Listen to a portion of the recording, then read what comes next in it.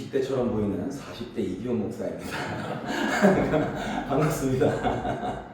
저는 아까 소개해 주신 대로 영주교회, 영주에 있는 영주교회에서 경북 영주에 있습니다. 영주교회에서 청년부와 그다음에 청소년부, 중고등부 섬기고 있습니다. 오늘 이렇게 한마음교회에서 초대해 주셔서 너무너무 감사드립니다. 한 주간 잘 보내셨나요? 네.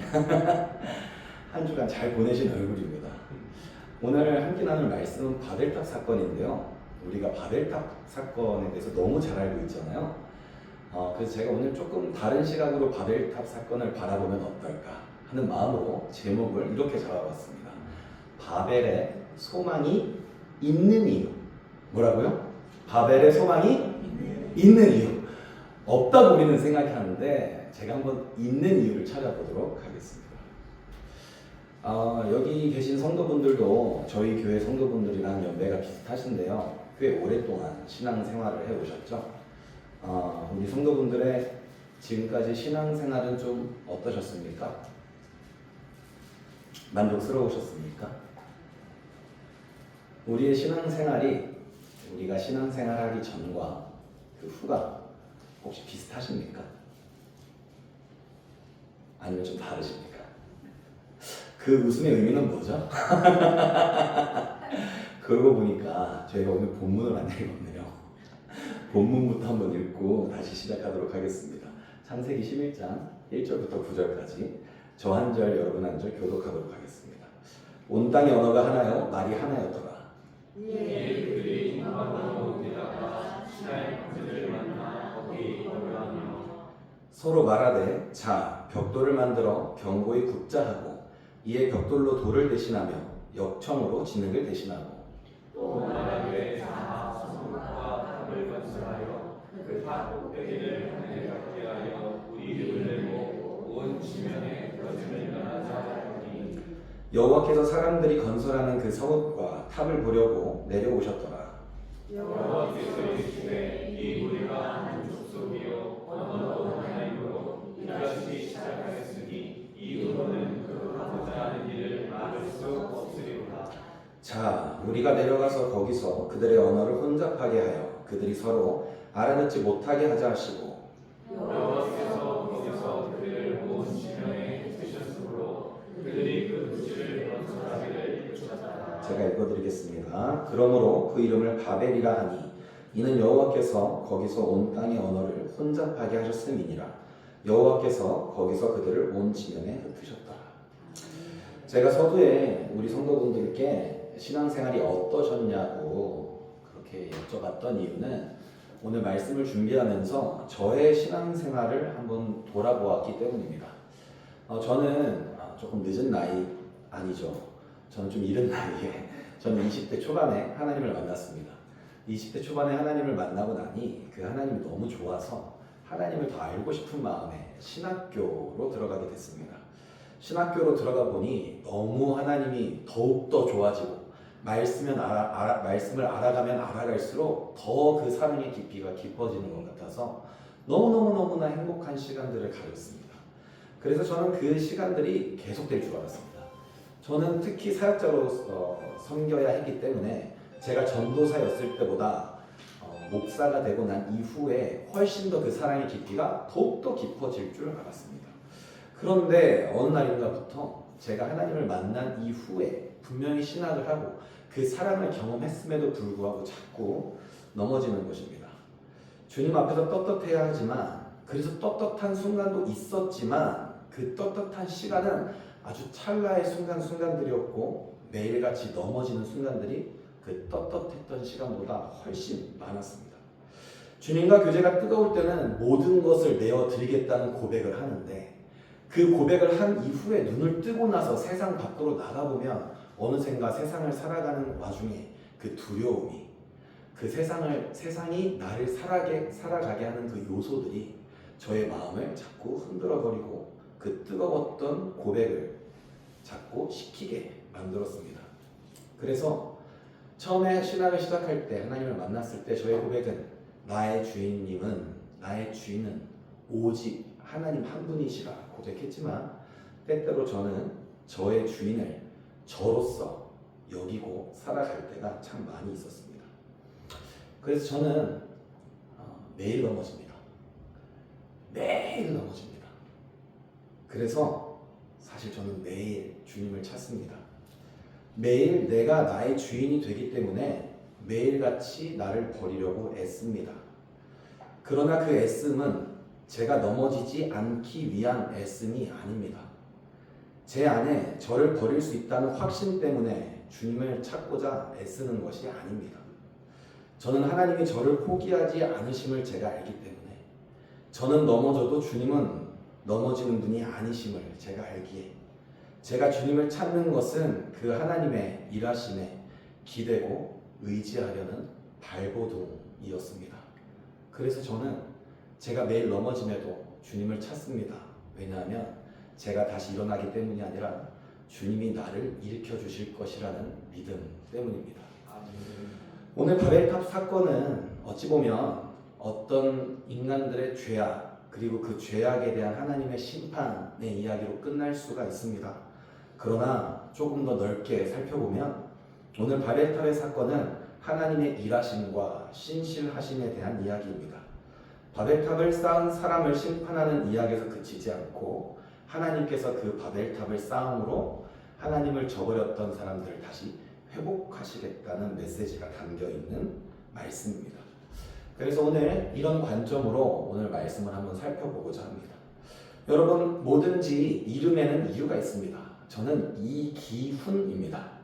이기훈의 이는 성이고요. 그 다음에 기는 일어날 기자에 훈은 공훈자. 저희 아버지의 꿈이 아주 대단하셨던 것 같습니다.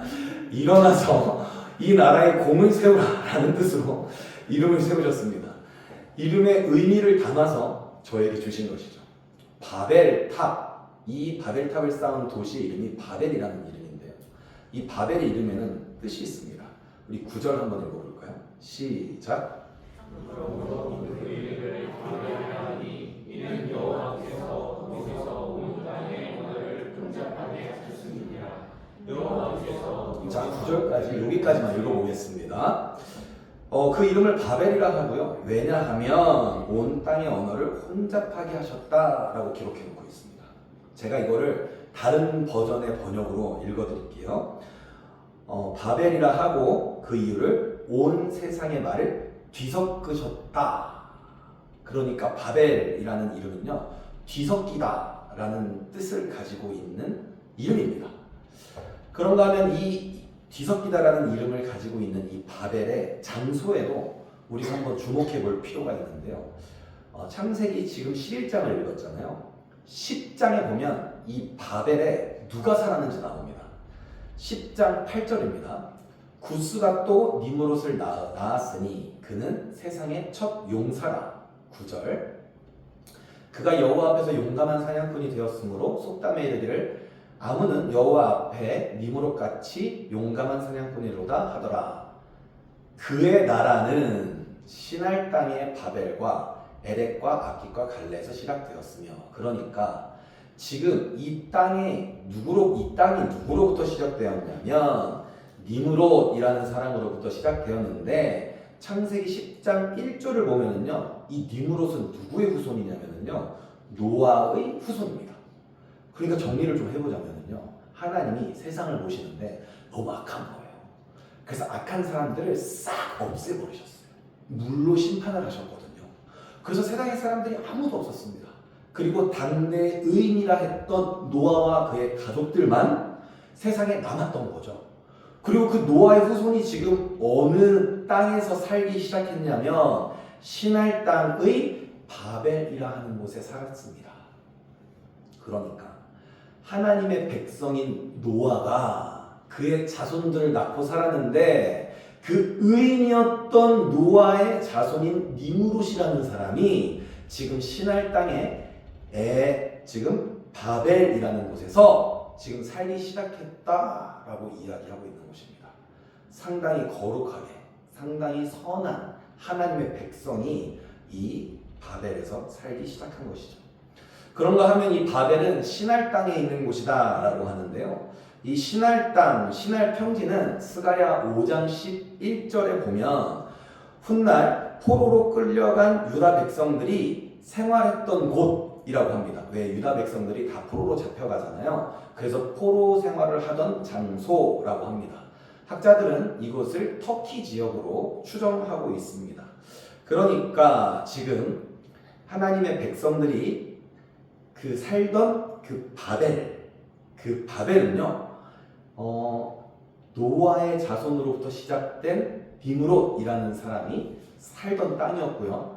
그 땅은 이후에 구약 말기에 보면 스가랴서에 이야기했던 것처럼 이스라엘 사람들이 포로로 잡혀가서 살았던 곳이라고 합니다.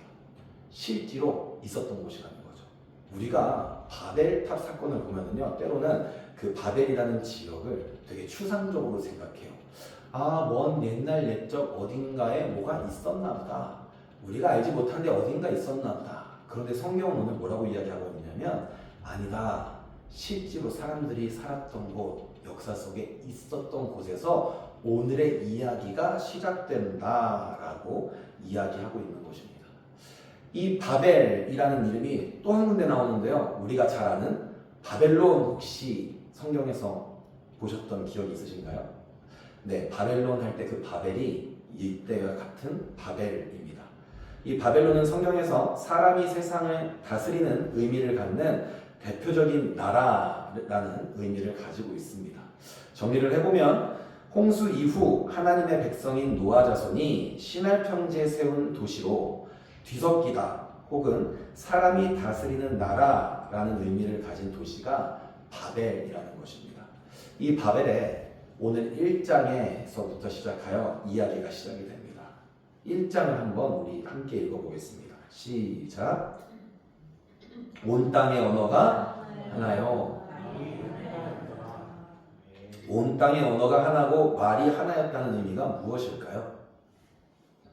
아까 말씀드렸듯이 하나님이 선택한 거룩한 백성, 의인인 노아로부터 시작된 그 자손들이 살았기에 그들의 언어는 하나였을까요? 여럿이었을까요?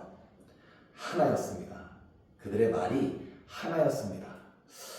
하나님의 선택을 받은 노아는 의인이었고 의인으로부터 시작된 가정, 다시 이야기하면 하나님의 선택된 백성들이 살던 때였기 때문에 그들의 언어는 하나였습니다.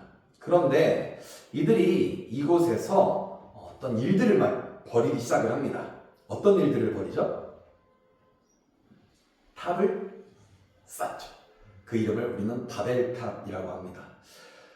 탑을 쌓는데요. 탑을 높이 쌓았대요.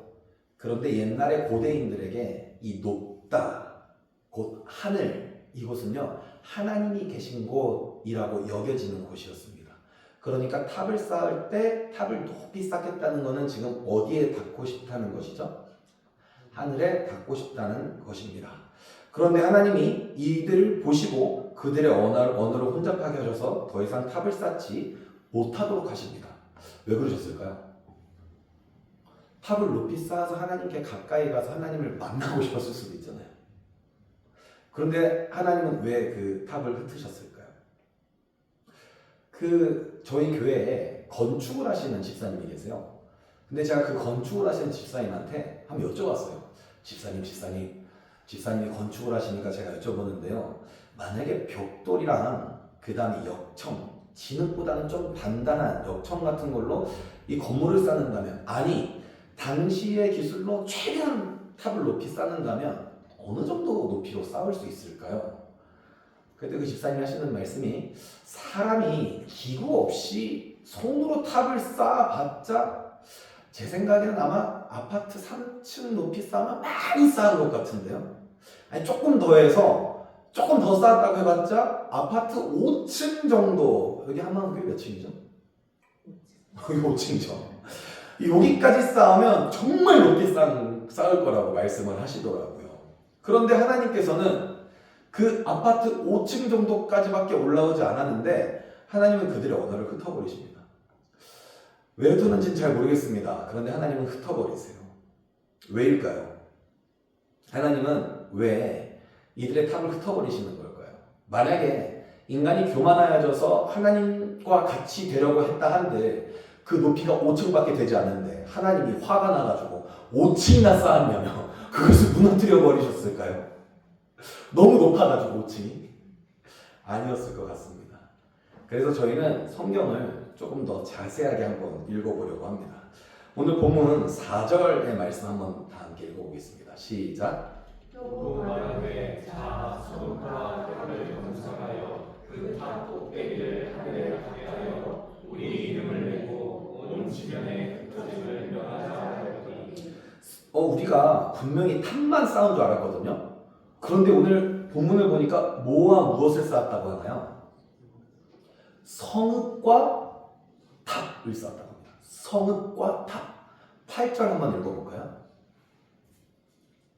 시작. 여호와께서 거기서 그들을 온 지면에 흩으셨고 그들이 그 집을 건설하기를 그쳤더라. 무엇을 건설하기를 그쳤나요? 도시. 요즘은요 나라 단위죠. 한 국가가요 나라 단위입니다. 그런데 옛날 이 고대에는요 그 단위가 어땠냐면요 한 도시를 기준으로 국가가 세워지던 시대였던 거죠. 그러니까 지금 성읍과 탑을 세우고 도시를 만들겠다 이거는요 지금 우리가 나라를 만들겠다라는 의미예요.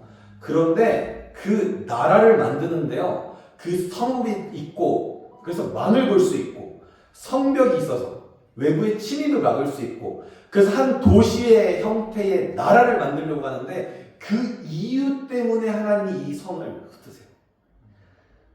4절 제가 한 번 더 읽어드리겠습니다. 성읍과 탑을 건설하여 그 탑 꼭대기를 하늘에 닿게 하여 우리 이름을 내고 온 지면에 흩어짐을 면하자 하였더니 그러니까 여기서 지금 우리를 위해서 성읍을, 탑을, 도시를 만들겠다고 하는 것입니다. 우리를 위해서를 히브리어 성경에서 제가 번역을 바로 해갖고 오면 이런 뜻입니다. 우리를 위하여 도시를 만들겠다. 그러니까 우리가 하나님을 위해서 도시를 만들겠다가 아니고 하나님이 우리를 만드셨기 때문에 그 하나님과 함께 나라를 세워가겠다는 것이 아니고 우리가 하나님 없이 우리의 나라를 만들겠다. 다시 말하면 우리가 주인인 이 도시를 만들어서 하나님 없이도 우리끼리 살 수 있게끔 우리가 나라를 만들겠다라고 이야기하는 것입니다. 하나님이 우리와 함께 하면서 하나님이 영광 받으시고 우리와 교제하기 위해서 하나님이 우리를 만드셨는데 지금 그 하나님이 만드셨던 그 사람들은 심지어 그 의인이었던 노아의 자손들은 세상이 너무나도 악해서 세상을 쓸어버리시고 새롭게 시작했던 그 노아의 자손들은 이제 이만하면 됐으니 하나님 없이 우리끼리 한번 살아보겠다고 성읍과 도시를 만드는 것입니다. 그 성을 높게 쌓는 것입니다. 하나님이 계신 곳까지 쌓는 것입니다. 하나님이 계신 곳까지 쌓아서 내가 이제 그 자리에 앉겠다는 이야기입니다. 내가 하나님의 자리에 앉아서 이 나라를 우리의 보기에 좋은 대로 우리가 보기 좋은 대로 지금 만들어 가겠다는 심산인 것입니다. 그래서 하나님은 이것을 허락하지 않으셨습니다. 사람들은 그 하나님의 뜻을 알았음에도 불구하고 계속 성읍과 탑을 쌓으면서 이렇게 이야기합니다. 흩어짐을 면하자. 흩어짐을 면한다는 게 무슨 말일까요? 흩어짐을 면하자, 모여서 살자, 당연한 거 아닙니까? 뭐든지 한 나라가 생기고 한 동네가 생기고 거주지가 생기려면 인간이 혼자 살 수 있습니까? 살 수 없습니다. 사람은 모여서 살아야 하는 것이 응당 우리의 상식이죠. 그런데 지금 이 사람들은 바벨의 사람들은 흩어짐을 면하자라고 했기 때문에 하나님이 그것을 허락하지 않으십니다. 우리는 이것을 이렇게 살펴볼 필요가 있습니다. 창세기 1장 28절에 하나님이 오늘 본문이 없습니다. 하나님이 사람을 만드시고 아담과 하와에게 이렇게 말씀하세요. 생육하고 번성하여 땅에 충만하라. 땅에 충만하라. 땅을 정복하라. 그 그런데 이 아담과 하와에게 했던 이 말씀을요, 똑같이 노아에게도 하십니다. 세상의 또 다른 시작이었던 노아에게도 이렇게 말씀하세요. 9장 1절에 하나님이 노아와 그의 아들들에게 복을 주시며 말씀하셨다. 생육하고 번성하여 땅에 충만하라. 땅에 충만하라. 하나님은 하나님의 자녀들이 하나님께서 만들어 놓으신 세상에 가득하고 충만하여서 하나님 뜻대로 세상을 다스리면서 살아가는 아름다운 세상을 만들어 가기를 원하셨습니다. 그것이 우리에게 주신 하나님의 명령이었던 것이죠. 그것이 하나님의 뜻이었고 우리가 그렇게 살아갈 때 하나님은 영광 받으신다고 말씀하셨습니다. 그렇기 때문에 우리가 오늘 무엇을 합니까? 세상을 정복합니다. 세상에 충만하고자 합니다. 무엇으로요? 복음으로. 우리가 왜 전도합니까? 하나님께서 전도하라 하셨기 때문에, 땅에 충만하라고 하셨기 때문에, 모이는 것에 그치지 않고 흩어지라 하셨기 때문에 오늘 우리는 흩어집니다. 한마음교회가 선교를 많이 다니는 것으로 알고 있습니다. 하나님 말씀에 순종하는 교회인 거죠.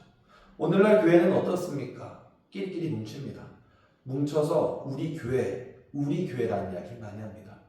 우리 교회로 성도들을 전도하고 우리 교회가 성장하여야 하고 우리 교회에서 부흥이 일어나야 한다고 생각합니다. 오늘날 우리 교회들은 흩어짐을 면하고자 합니다. 흩어지지 않으려고 합니다. 자꾸 교회 안에서 무엇인가를 해내려고만 합니다. 행사를 해도 교회 안에서, 무엇인가 여기서 은혜가 충만해도 교회 안에서만. 제가 대학에 있을 때 섬기던 그 한 교회에서 크리스마스 행사가 있었습니다. 그 크리스마스 행사는 12월 25일에 했습니다. 24일에는 성도들이 모이지 않았죠. 그래서 제가 우리 학생들과 함께, 제가 교목실에서 사역을 하고 있을 때 학생들과 함께 성탄절 이브에 12월 24일에 봉사를 하러 다녔습니다. 그래서 독거노인들도 만나러 다니고 선물을 이렇게 준비해서 전달하고 그 다음에 함께 크리스마스의 행복을, 기쁨을 나눴습니다. 그런데 그때 한 분이 이런 말씀을 해주셨습니다. 내 평생에 크리스마스 이브 때 선물을 받은 것이 처음이라 너무 행복하다며 눈물을 흘리셨습니다. 그때 제가 깨달았습니다. 교회가 교회만 즐겁구나. 교회가 교회만 행복하고 교회가 교회 안에서만 복음을 전하고 있구나. 우리는 크리스마스, 성탄절, 주님이 이 땅에 오신 그날을 우리는 기뻐합니다. 우리는 즐거워합니다. 그런데 우리만 즐거워합니다. 하나님은 이 땅에 오신 이유가 하나님이 세상을 이처럼 사랑하사 독생자를 주셨으니라고 말씀하시는데, 그런데 우리는 세상을 향해서 오신 하나님이 아니라 교회만을 오신 하나님으로 우리는 그 하나님을 국한시킬 때가 많이 있습니다. 그렇기 때문에 우리는 오늘 본문을 통해서 우리는 깨달아야 합니다. 흩어짐을 면하자 해서 우리 교회는 흩어져야 하는 교회로 우리의 마음을 바꿔야 할 줄 믿습니다. 그래서 오늘 바벨탑을 쌓는 우리 바벨의 사람들은 두 가지 이유 때문에 자신들의 이름을 위해서, 그리고 흩어짐을 면하기 위해서 그들의 나라, 하나님이 계시지 않는 그들의 나라를 만들었기 때문에 하나님은 그 땅을 흩으시는 것입니다. 그들의 언어를 흩으시는 것입니다. 다시 이야기하면 그들은 하나님 없이 내 나라, 우리 나라를 만들고 싶었던 것이죠. 우리 한마음교회 성도 여러분, 혹시 여러분들의 마음 가운데는, 우리 마음 안에는 이러한 바벨의 도시가 있습니까? 저는 있습니다. 저는 때때로 하나님한테 여쭤보지 않고, 그래도 이것만큼은 이렇게 해야 되지 않나? 아니, 적어도 이럴 때는 이렇게 하는 것이 맞지 않나? 내가 볼 때는, 내가 배운 대로는, 내 경험에 의하면 적어도 이런 일들은 아무리 교회 안에서지만 이렇게 해야 하는데, 이게 하나님의 뜻이어야 하는데 라고 생각할 때가 많이 있습니다. 주로 저는 그럴 때 실수를 많이 합니다. 제 안에 바벨이 있는 것이죠. 하나님의 뜻은 잘 모르겠으나 지금 상황을 보니 하나님한테 묻지도 따지지도 않고 이거는 이렇게 하는 게 맞습니다. 하나님 이럴 때는 이렇게 하는 게 맞습니다. 할 때가 얼마나 많은지 모르겠습니다. 청년들이라 제가 섬기고 있는 친구들이 청년들이랑 상담을 많이 하러 옵니다. 상담하는 이야기들 들어보면 사실 대부분 비슷비슷한 이야기들이 많습니다. 청년의 때 뭐가 고민이겠습니까? 애틋한 사랑 이야기 그리고 아직 보이지 않는 미래에 대한 이야기 비슷비슷합니다. 그런데 비슷한 이야기들을 반복해서 듣다 보면 그 친구들이 이야기할 때 저는 그 마음 가운데 항상 하나님한테 여쭙거든요. 하나님, 저는 이 친구들한테 해줄 이야기가 없는데 저는 무슨 이야기를 해줘야 될까요? 그런데 이게 반복되다 보면 저도 모르게 제 경험과 제 생각과 제가 배운 것들을 통해서 그 청년들을 상담해 줍니다. 하나님이 필요 없다는 거죠. 이미 내가 알고 있는 걸로 충분하니까 제가 알아서 하겠습니다. 물건을 살 때도 저는 좀 비슷합니다. 제가 필요한 물건이 있으면 하나님한테 잘 안 물어봐요. 사지 말라 그럴까봐. 그래서 신발을 살 때, 옷을 살 때, 예쁜 것들을 살 때 하나님한테 잘 안 물어봅니다. 그리고 제가 다 사고 나서 하나님 이미 샀어요. 우스갯소리를 하는 이야기지만 너무너무나 중요한 순간에도 우리는 교회 안에서 분란이 있을 때도 우리는 그럴 때가 많이 있습니다. 오늘날 한국교회에 많은 지체들이, 공동체들이 찢어지는 일들을 많이 겪습니다. 많이 흩어지기도 합니다. 건강하게 흩어지는 것이 아니라 다툼으로, 분쟁으로 흩어지기도 합니다. 그런데 그렇게 분쟁으로 흩어질 때에 우리는 고민해야 됩니다. 하나님의 뜻이 무엇인가? 내 안에, 우리 교회 안에 바벨은 없는가?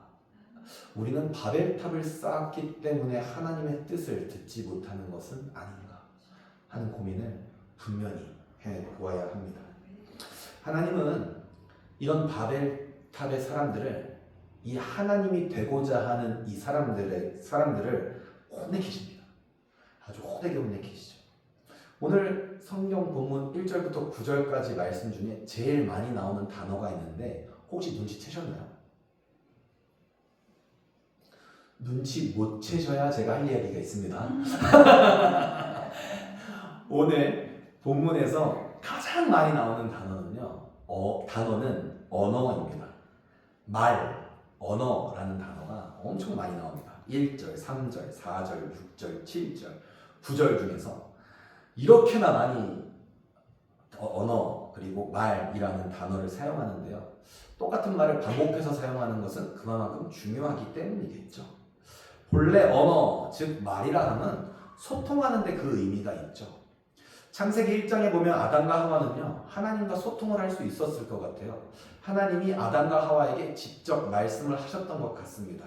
그래서 하나님이 아담과 하와에게 선악과를 먹지 말라 말씀하셨고, 그 다음에 하나님께서는 그 아담과 하와에게 모든 동물에게 이름을 붙이라 말씀을 하셨죠. 교제가 있었던 것 같습니다.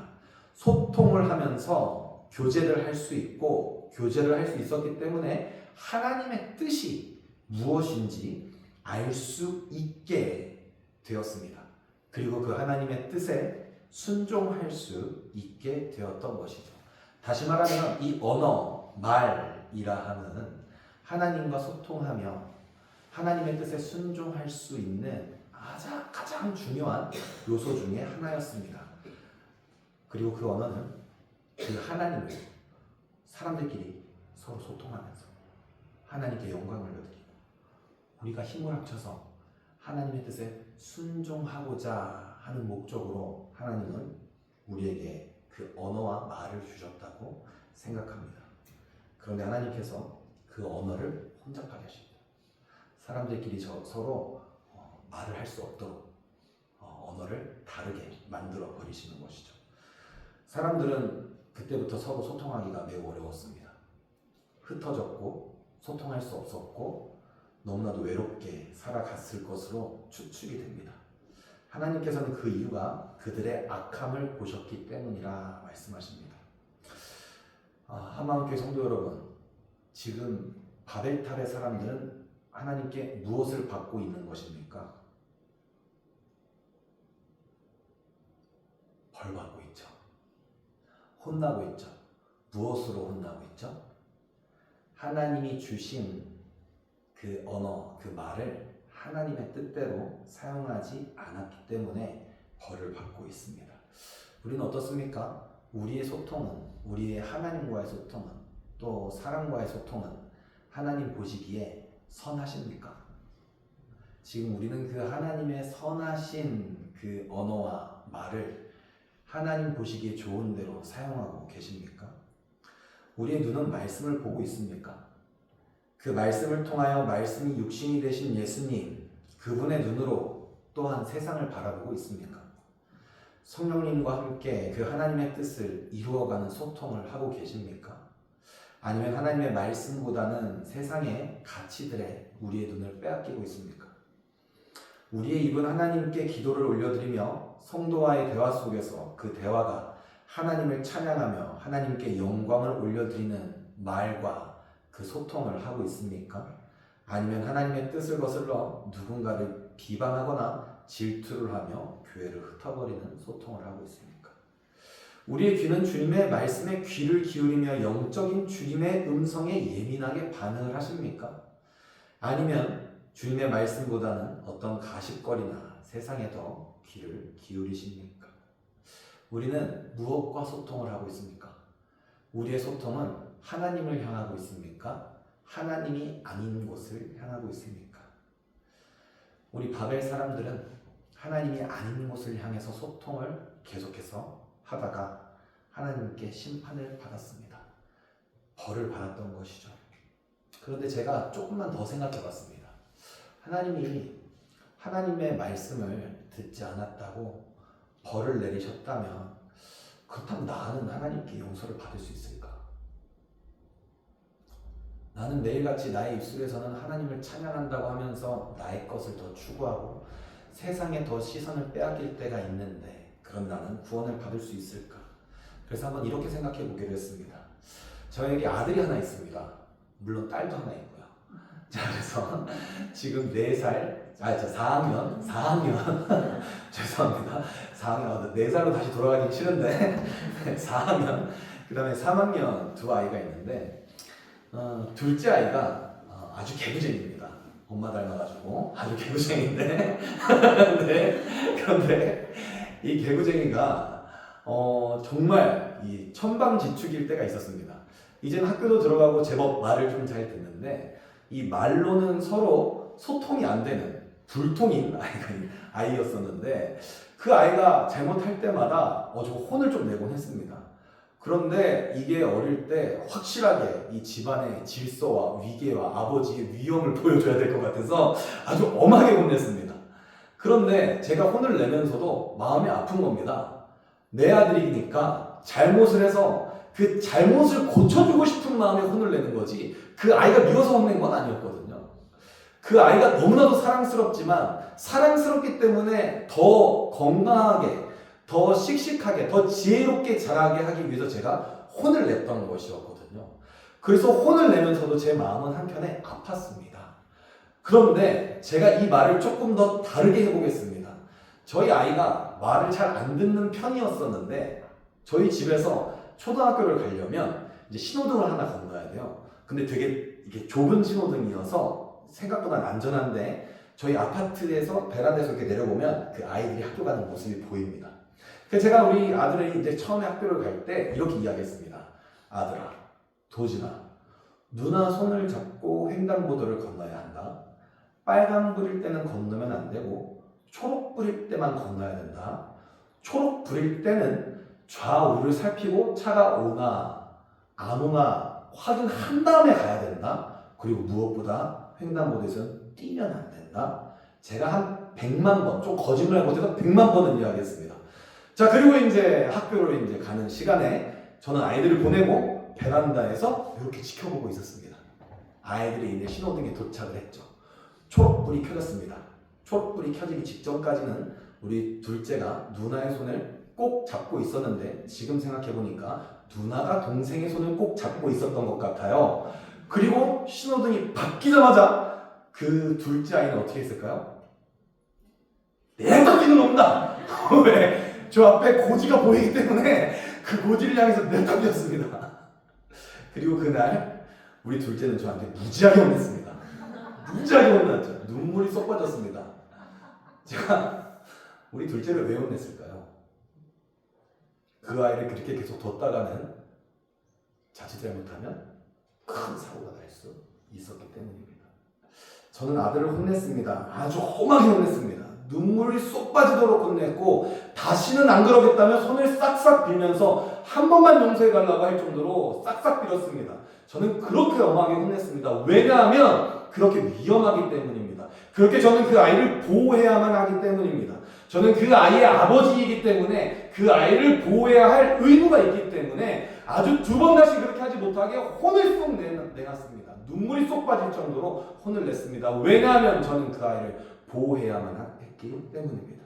하나님은 혼내키십니다. 우리를 혼내키실 때가 있습니다. 너무나도 무섭고 너무나도 두렵게 혼내실 때가 있습니다. 하나님은 언어를 흩어버리셨습니다.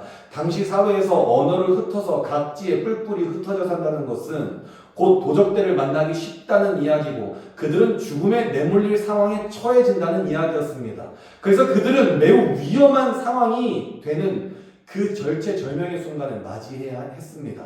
하나님께서는 그토록 그들을 그 바벨탑의 백성들을 매우 엄하게 무섭게 꾸짖으셨습니다. 그렇게 심하게 혼을 내신 거죠. 왜요? 그들을 보호해야 했기 때문입니다.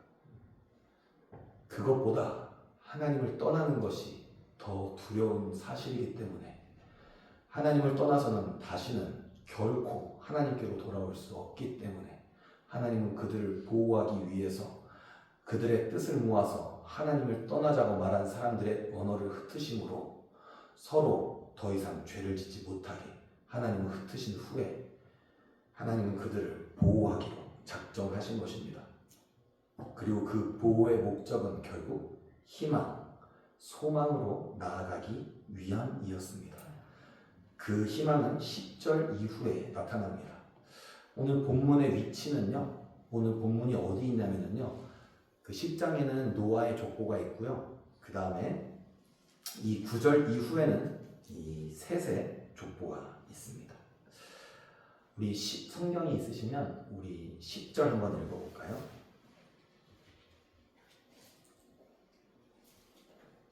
시작. 셈의 유래는 이러하니라. 셈은 일백세 곧 홍수 2년에 아르박삿을 낳았고. 네. 그리고 그 족보의 셈의 족보의 끝에는 누가 있는지 혹시 아시나요? 그 족보의 끝에는 아브라함이 있습니다. 아멘. 분명히 하나님의 백성들로 시작을 했고 그 하나님의 백성들은 바벨이라는 장소에서 정말 처참하게 무너졌습니다. 처참하게 넘어졌습니다. 하나님을 떠났고 그들끼리 살고자 다짐했던 사람들입니다. 그래서 하나님은 그들을 심판하셨습니다. 그런데 그 심판한 이후에 하나님이 셈의 족보를 통해서 아브라함을 보내주시겠다고 말씀하시는 것입니다. 그리고 그 아브라함의 족보의 끝에는 누가 나옵니까? 예수 그리스도가 나오십니다. 사랑하는 성도 여러분, 우리는 선택받은 백성입니다. 우리는 하나님의 선택을 받아서 예수 그리스도의 선택을 받아서 이렇게 교회로 나아오고 예배를 드리고 하나님께 영광을 올려드립니다. 그런데 우리가 하나님의 선택을 받았다고 죄를 짓지 않습니까? 아닙니다. 우리는 죄를 짓습니다. 우리는 매일 넘어집니다. 매일 아무도 모르는 내 마음 작은 한켠에서는 매일같이 다투고 있지 않습니까? 나와 하나님이. 그래서 때로 내가 이길 때가 많지 않습니까? 어쩔 수 없습니다. 바울은 이야기합니다. 의인은 없는데 단 한 사람도 의인이 없다. 그러니 우리는 매일 넘어지는 것이 어쩌면 당연하다. 그러니 우리는 일어서려고 하는 것이 아니라 우리를 일으켜 세우시겠다고 말씀하시는 하나님을 붙잡아야 하는 것입니다. 하나님께서 넘어진 우리를 향해서 내가 아브라함을 통해서 너희를 다시 세우겠고 예수 그리스도를 통해서 너희를 다시 구원하겠으니 너희는 너희가 아니라 나를 믿어야 한다. 너희는 너희 스스로 일어나는 것이 아니라 하나님을 의지해야 한다. 우리는 우리 힘으로 일어날 수 없으니 예수 그리스도의 보혈로 우리는 죄의 씻음을 받아 그분을 의지함으로 그 예수 그리스도의 이름으로 우리는 일어나야 한다고 오늘 본문은 이야기하고 있는 것입니다. 사랑하는 성도 여러분, 우리에게 하나님이 예수님이 계시는 이유는 이 때문입니다. 우리에게 소망이 되시기 때문입니다. 우리에게는 소망이 없습니다. 우리 자신에게는 아무런 희망이 없습니다. 오직 우리에게 희망이 있는 이유는 우리 안에 예수 그리스도가 계시기 때문입니다. 우리 안에 하나님이 계시기 때문입니다. 유일한 하나님이 우리 안에 계시기 때문에 우리는 오늘도 다시 일어설 수 있고 우리는 오늘도 다시 일어나 하나님께로 나아갈 수가 있는 것입니다.